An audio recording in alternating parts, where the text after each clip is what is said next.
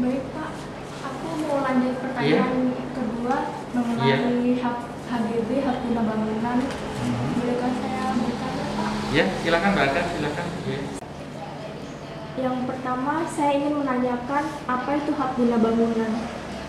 Oh iya, hak guna bangunan itu adalah hak yang diberikan oleh negara kepada masyarakat itu dalam menggunakan tanah kemudian untuk berusaha itu diberi jangka waktu oleh negara. Jadi tanah masih dimiliki negara, kemudian pemilik dari HGB bisa menggunakan sesuai keperuntukannya, bisa dengan bangunan atau untuk berusaha yang lain, tetapi tanah itu masih menjadi tanah milik negara. Jadi pemilik HGB ada jangka waktunya.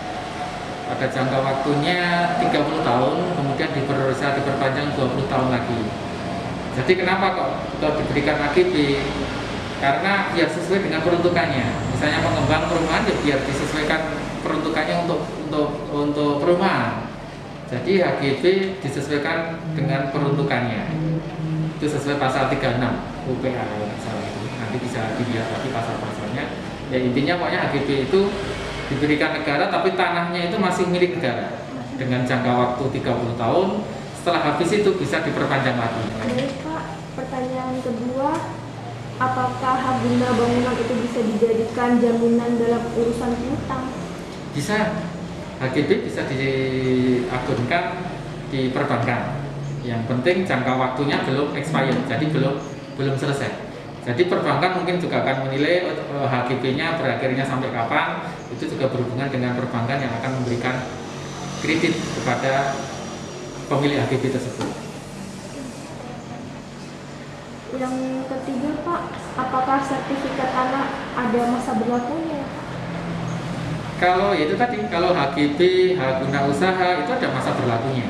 Kalau hak milik enggak, hak milik itu turun temurun. Jadi hak milik tanah, jadi kita hak milik pribadi kita. Jadi kita bisa mewariskan sampai anak cucu kita ke depan. Jadi nggak ada jangka waktunya sepanjang tidak dialihkan ke orang lain.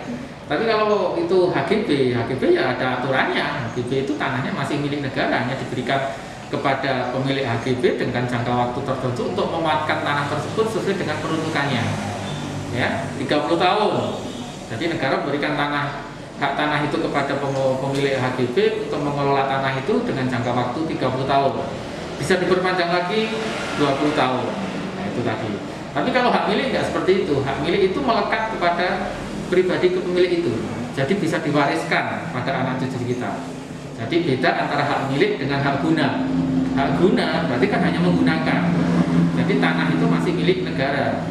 Pemilik diberikan hak guna selama jangka waktu tertentu. Seperti itu. Yang terakhir, keuntungan dan kerugiannya memiliki sertifikat hak guna bangunan.